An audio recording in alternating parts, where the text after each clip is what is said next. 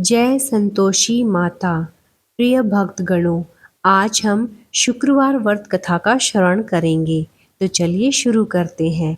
एक गांव में एक बुढ़िया रहती थी जिसके 7 बेटे थे। 6 बेटे कमाने वाले थे और एक बेटा निकम्मा था। बुढ़िया माँ 6 पुत्रों की रसोई बनाती, भोजन कराती और पीछे से जो कुछ बचता 7वें पुत्र को दे देती थी। 7वां पुत्र बड़ा भोला भाला था, मन में कुछ विचार नहीं करता और एक दिन अपनी पत्नी से बोला, देखो मेरी माता का मुझ पर कितना प्रेम है। वह बोली, क्यों नहीं, सबका झूठा बचा तुमको जो खिलाती है। वह बोला, जब तक अपनी आंखों से न देखूं मान नहीं सकता। पत्नी ने हंसकर कहा, देख लोगे तब तो मानोगे। कुछ दिन बाद एक बड़ा त्योहार आया। घर में 7 प्रकार के भोजन और चूरमा के लड्डू बने। वह पत्नी की बात मानकर सिर के दर्द का बहाना करके पतला कपड़ा ओढ़कर रसोई घर में सो गया। कपड़े में से उसने सब देखा। 6 भाई भोजन करने आए। उसने देखा माँ ने उनके लिए सुंदर सुंदर आसन बिछाए, 7 प्रकार की रसोई परोसी और आग्रह करके उन्हें भोजन कराती रही। वह देखता रहा। 6 भाई भोजन कर उठ गए। तब माँ ने उनकी झूठी थालियों में से लड्डुओं के टुकड़ों को उठाकर एक लड्डू बनाया। जूठन साफ कर माँ ने पुकारा, उठ बेटा उठ, तेरे भाइयों ने तो भोजन कर लिया, तू भी उठकर भोजन कर ले। उसने कहा, माँ मुझे भोजन नहीं करना, मैं परदेश में जा रहा हूँ। माता ने कहा, कल जाना हो तो आज ही जा। वह बोला, हाँ हाँ जा रहा हूँ। यह कहकर घर से निकल गया। चलते समय उसे अपनी पत्नी की याद आई। वह गौशाला में कंडे थाप रही थी। वहां जाकर बोला, हम जावे परदेस को आवेंगे कुछ काल, तुम रहियो संतोष से धर्म अपनो पाल। वह बोली, जाओ पिया आनंद से हमरी सोच हटाए, राम भरोसे हम रहे ईश्वर तुम्हें सहाय। वह बोला, मेरे पास कुछ नहीं है, यह अंगूठी है सो ले लो और अपनी कोई निशानी मुझे दे दो। वह बोली, मेरे पास क्या है, यह गोबर भरा हाथ। यह कहकर पत्नी ने उसकी पीठ पर गोबर के हाथ की थाप मार दी। वह चल दिया। चलते चलते दूर देश में पहुंचा। वहां एक साहूकार की दुकान थी। वहां जाकर बोला, सेठ जी मुझे नौकरी पर रख लो। साहूकार को नौकर की सख्त जरूरत थी। साहूकार ने कहा, काम देखकर दाम मिलेंगे। उसने कहा, सेठ जी जैसा आप ठीक समझे। उसे साहूकार के वहां नौकरी मिल गई। वह वहां दिन रात काम करने लगा। कुछ दिन में दुकान का लेन देन, हिसाब किताब, ग्राहकों को माल बेचना, सारा काम करने लगा। साहूकार के 7-8 नौकर थे। वे सब चक्कर खाने लगे, लेकिन उसने अपनी लगन, परिश्रम और ईमानदारी से सभी को पीछे छोड़ दिया। उसे अपने किए का फल मिला। सेठ ने भी उसका काम देखा और 3 महीने में ही मुनाफे में साझीदार बना लिया। परिश्रम करते करते 12 वर्ष में ही वह नगर का नामी सेठ बन गया और सेठ अपना सारा कारोबार उस पर छोड़कर बाहर चला गया। इधर उसकी पत्नी पर क्या बीती वह सुने। सास ससुर उसे दुख देने लगे। गृहस्थी का काम करवाकर उसे लकड़ी लेने जंगल में भेजते। इसी बीच घर की रोटियों के आटे में से जो भूसी निकलती उसकी रोटी बनाकर रख दी जाती और फूटे नारियल के खोपरे में पानी। इस तरह दिन बीतते रहे। एक दिन वह जब जंगल में लकड़ी लेने जा रही थी, तब उसे रास्ते में बहुत सी स्त्रियां संतोषी माता का व्रत करती दिखाई दी। वह वहां खड़ी होकर कहने लगी, बहनों तुम यह किस देवता का व्रत करती हो और इसे करने से क्या फल होता है? इस व्रत के करने की क्या विधि है? यदि तुम अपने इस व्रत का विधान मुझे समझाकर कहोगी तो मैं तुम्हारा बड़ा एहसान मानूंगी। उनमें से एक स्त्री बोली, सुनो, यह संतोषी माता का व्रत है। इसके करने से निर्धनता, दरिद्रता का नाश होता है, लक्ष्मी आती है, मन की चिंताएं दूर होती हैं, मन को प्रसन्नता और शांति मिलती है, निपुति को पुत्र मिलता है, प्रीतम बाहर गया हो तो शीघ्र लौट आता है, कुंवारी कन्या को मनपसंद वर मिलता है, चलता मुकद्दमा खत्म हो जाता है, कलह कलेश की निवृत्ति हो, सुख शांति होती है, घर में धन जमा हो, धन जायदाद का लाभ होता है और भी मन में जो भी कामना है वह सब संतोषी माता की कृपा से पूरी हो जाती है। और यदि किसी के खोटे ग्रह हैं तो भी माता एक वर्ष में अवश्य उसको अनुकूल करती है। कार्य सिद्ध होने पर ही उद्यापन करना चाहिए, बीच में नहीं। उद्यापन में 2.5 सेर आटे का खाजा, इसी अनुसार से खीर और चने का साग करना, 8 लड़कों को भोजन कराना, जहाँ तक मिले देवर जेठ भाई बंधु कुटुंब के लड़के लेना, न मिले तो रिश्तेदारों और पड़ोसियों के लड़के बुलाना, उन्हें भोजन करा यथाशक्ति दक्षिणा दे, माता का नियम पूरा करना। ध्यान रखना उस दिन घर में कोई खटाई न खाए। यह सुन वह वहां से चल दी। रास्ते में लकड़ी के बोझ को बेच दिया और उन पैसों से गुड़ चना ले माता के व्रत की तैयारी कर आगे चली। रास्ते में संतोषी माता के मंदिर में जा माता के चरणों में लौटने लगी। विनती कर कहने लगी, माँ मैं दीन हूँ, निपट मूर्ख हूँ, व्रत के नियम कुछ जानती नहीं, मैं बहुत दुखी हूँ। हे माता मेरा दुख दूर कर, मैं तेरी शरण में हूँ। माता को दया आई। एक शुक्रवार बीता कि दूसरे शुक्रवार को उसके पति का पत्र आया और तीसरे को उसका भेजा हुआ पैसा आ पहुंचा। यह देखकर जेठानी मुंह सिकोड़ने लगी। इतने दिनों में इतना पैसा आया, इसमें क्या बड़ाई है। लड़के ताने देने लगे। काकी के पास अब पत्र आने लगे, रुपया आने लगा, अब तो काकी की खातिर बढ़ेगी, अब तो काकी बुलाने से भी नहीं बोलेगी। बेचारी सरलता से कहती, भैया पत्र आए, रुपया आए तो हम सबके लिए अच्छा है। ऐसा कहकर आंखों में आंसू भरकर संतोषी माता के मंदिर में जा मातेश्वरी के चरणों में गिरकर रोने लगी। माँ मैंने तुमसे पैसा नहीं मांगा, मुझे पैसे से क्या काम, मुझे तो अपने सुहाग से काम है। मैं तो अपने स्वामी के दर्शन और सेवा मांगती हूँ। तब माता ने प्रसन्न होकर कहा, जा बेटी तेरा स्वामी जल्दी ही आएगा। माता के ऐसे वचन सुनकर वह खुशी से बावली हो घर आकर काम करने लगी। संतोषी माता विचार करने लगी, इस भोली पुत्री से मैंने कह तो दिया कि तेरा पति आएगा, पर आएगा कहाँ से। वह तो इसे स्वप्न में भी याद नहीं करता, उसे याद दिलाने मुझे ही जाना पड़ेगा। इस प्रकार बुढ़िया के बेटे के पास स्वप्न में प्रकट हो संतोषी माता ने उसे समझाया, पुत्र तेरी घरवाली कष्ट उठा रही है।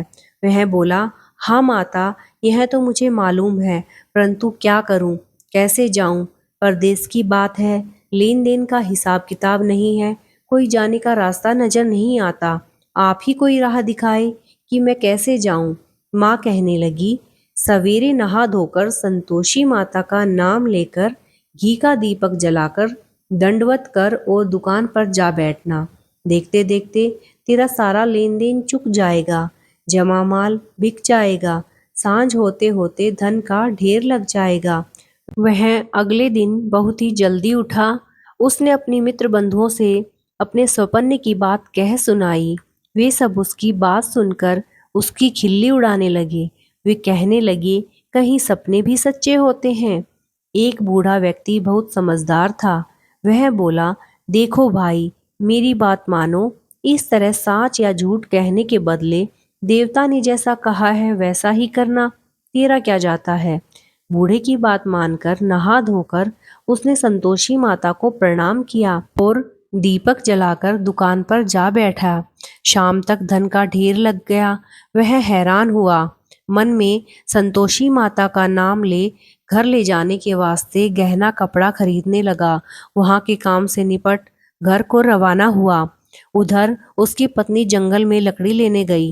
लौटते वक्त वह माता के मंदिर पर विश्राम करती थी तो वहां पर उसको धूल उड़ती दिखाई दी। तो उसने पूछा, हे माता यह धूल कैसी उड़ रही है। तो माता ने कहा, हे पुत्री तेरा पति आ रहा है। अब तू ऐसा कर, लकड़ियों के 3 बोझ बना, एक नदी के किनारे रख, दूसरा मेरे मंदिर पर और तीसरा अपने सिर पर रख। तेरे पति को लकड़ियों का गट्ठा देखकर मोह पैदा होगा, वह वहां रुकेगा, नाश्ता पानी बना खाकर माँ से मिलने जाएगा। तू लकड़ी का बोझ उठाकर जाना और बीच चौक में गट्ठर डालकर 3 आवाजें जोर से लगाना, लो सासू जी लकड़ियों का गट्ठा लो, भूसी की रोटी दो, नारियल को खोपरे में पानी दो, आज कौन मेहमान आया है। संतोषी माँ की बात सुनकर वह बहुत अच्छा माँ कहकर प्रसन्न मन हो लकड़ियों के 3 बोझ बना लाई। एक नदी के तट पर रखा, दूसरा माता के मंदिर पर रखा। इतने में मुसाफिर वहां आ पहुंचा। सूखी लकड़ी देखकर उसकी इच्छा हुई कि वह यहीं पर भोजन बना खाकर गांव जाए। इस प्रकार उसने भोजन किया और आराम करके फिर वह गांव को निकल गया। इस प्रकार वह अपने घर जाकर अपनी माँ से मिला। उसी समय बहू सिर पर लकड़ी का गट्ठा लिए आती है और उसे आंगन में डालकर 3 आवाजें जोर से लगाती है। लो सासू जी, लकड़ी का गट्ठा लो, भूसी की रोटी दो, नारियल के खोपरे में पानी दो, आज कौन मेहमान आया है। यह सुनकर उसकी सास अपने दिए हुए कष्टों को भुलाने हेतु कहती है, बहू ऐसा क्यों कहती है, आ बैठ, मीठा भात खा, कपड़े गहने पहन, तेरा मालिक ही तो आया है। पत्नी की आवाज सुनकर उसका स्वामी बाहर आया और उसके हाथ में पहनी अंगूठी देख व्याकुल हो गया। उसने माँ से पूछा, माँ यह कौन है। माँ बोली, बेटा यह तेरी पत्नी है। आज से 12 वर्ष हो गए, जब से तू गया है तब से सारे गांव में जानवरों की तरह भटकती फिरती है। कामकाज घर का कुछ करती नहीं, 4 समय आकर खा जाती है। अब तुझे देखकर नारियल को खोपरे में पानी मांग रही है और भूसी की रोटी मांग रही है। वह लज्जित हो बोला, ठीक है माँ, मैंने इसे भी देखा और तुम्हें भी देखा। अब मुझे दूसरे घर की ताली दो तो मैं उसमें रहूं।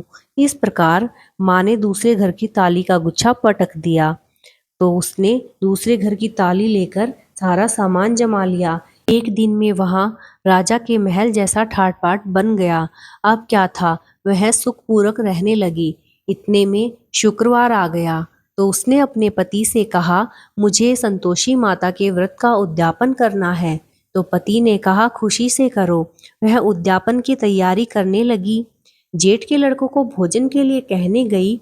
उन्होंने मंजूर किया, परंतु पीछे से जेठानी ने बच्चों को सिखलाया, देखो रे, भोजन के समय सब लोग खटाई मांगना, जिससे इसका उद्यापन पूरा न हो। लड़के भोजन करने आए, खीर पेट भरकर खाई, परंतु बात याद आते ही कहने लगे, हमें कुछ खटाई खाने को दो, खीर खाना हमें भाता नहीं है, हमारा जी बिगड़ता है, देखकर अरुचि होती है। लड़के उठ खड़े हुए, बोले, पैसे लाओ। भोली बहू कुछ जानती नहीं थी, सो उन्हें पैसे दे दिए। लड़कों ने बाजार जाकर उन्हीं पैसों से इमली खरीद ली और खाने लगे। इस प्रकार संतोषी माता क्रुद्ध हो गई और उन्होंने बहू पर कोप किया। राजा के दूत उसके पति को पकड़कर ले गए। जेठ जेठानी मनमाने खोटे वचन कहने लगे, लूट लूट कर धन इकट्ठा कर लाया था, अब सब मालूम हो जाएगा जब जेल की हवा खाएगा। इस प्रकार के वचन बहू से सहन नहीं हुए। वह संतोषी माता के मंदिर में गई और कहने लगी, हे माता, तुमने यह क्या किया, हंसाकर क्यों रुलाने लगी। माता बोली, पुत्री, तूने मेरा व्रत भंग किया है, इतनी जल्दी सब बातें भुला दी। वह बोली, माता, भूली तो नहीं हूँ, न कुछ अपराध किया है, मुझे तो लड़कों ने भूल में डाल दिया, मुझे क्षमा कर दो माँ। माँ बोली, ऐसी भूल भी कहीं होती है। वह बोली, अब कोई भूल नहीं होगी, अब बताओ मेरे पति कैसे आएंगे। माँ बोली, पुत्री, जा, तेरा पति तुझे रास्ते में आता मिलेगा। वह मंदिर से निकलकर बाहर आई तो रास्ते में उसे अपना पति आता हुआ मिला। उसने पूछा, कहाँ गए थे। वह बोला, इतना धन जो कमाया है उसका कर राजा ने मांगा था, वह भरने गया था। वह प्रसन्न हो बोली, भला हुआ, अब घर चलो। फिर अगला शुक्रवार आया। वह बोली, मुझे माता का उद्यापन करना है। पति ने कहा, ठीक है, करो। वह फिर जेठ के लड़कों को भोजन के लिए कहने गई। पीछे से जेठानी ने बच्चों को सिखला दिया कि तुम भोजन के समय खटाई मांगना। लड़के भोजन करने बैठे, लेकिन भोजन करने से पहले ही कहने लगे, हमें खीर पूरी नहीं भाती, जी बिगड़ता है, कुछ खटाई खाने को दो। बहू ने कहा, खटाई किसी को नहीं मिलेगी, यह संतोषी माता का प्रसाद है। तो इस प्रकार बच्चे उठकर चले गए और बहू ने ब्राह्मणों के लड़के बुलाकर भोजन करवाया। दक्षिणा की जगह उन्हें एक एक फल दिया। इससे संतोषी माता प्रसन्न हो गई और माता की कृपा से उसको 9वें मास चंद्रमा के समान सुंदर पुत्र की प्राप्ति हुई। पुत्र को लेकर वह प्रतिदिन माता जी के मंदिर में जाने लगी। माँ ने सोचा कि यह रोज आती है, आज क्यों न मैं इसके घर चलूं, इसका आसरा देखूं तो सही। इस प्रकार माता ने भयानक रूप बनाया। गुड़ और चने से सना मुख, ऊपर सूंड के समान होठ, उस पर मक्खियां भिनभिना रही थी। दहलीज पर पांव रखते ही उसकी सास चिल्लाई, देखो रे, कोई चुड़ैल डाकनी चली आ रही है। लड़को, इसे भगाओ, नहीं तो यह हम सबको खा जाएगी। बहू रोशनदान से देख रही थी। वह प्रसन्नता से पगली हो गई। आज मेरी माताजी मेरे घर आई है, यह कहकर बच्चे को दूध पिलाने से हटाती है। इतने में सास का क्रोध फूट पड़ा। कहने लगी, इतनी क्या उतावली हुई जो बच्चे को पटक दिया। इतने में माँ के प्रताप से जहाँ देखो वहाँ लड़के ही लड़के नजर आने लगे। ये वह बोली, माँ जी, मैं जिनका व्रत करती हूँ यह वही संतोषी माता है। इतना कहकर उसने झट से सारे घर के किवाड़ खोल दिए। सबने माता के चरण पकड़ लिए और विनती कर कहने लगे, हे माता, हम मूर्ख हैं, अज्ञानी हैं, तुम्हारे व्रत की विधि हम नहीं जानते। तुम्हारा व्रत भंग कर हमने बड़ा अपराध किया है। हे माता, हमारा अपराध क्षमा करो। इस प्रकार बार बार कहने पर संतोषी माता प्रसन्न हुई। इसके बाद उसकी सास कहने लगी, हे माता, जैसा बहू को फल दिया वैसा सबको देना। जो यह कथा सुने या पढ़े उसका मनोरथ पूर्ण हो। बोलो जय संतोषी माता। संतोषी माता आपकी सभी मनोकामनाओं को पूर्ण करे। ऐसी और भी वीडियो सुनने और देखने के लिए मेरे चैनल को लाइक, सब्सक्राइब और शेयर कीजिए।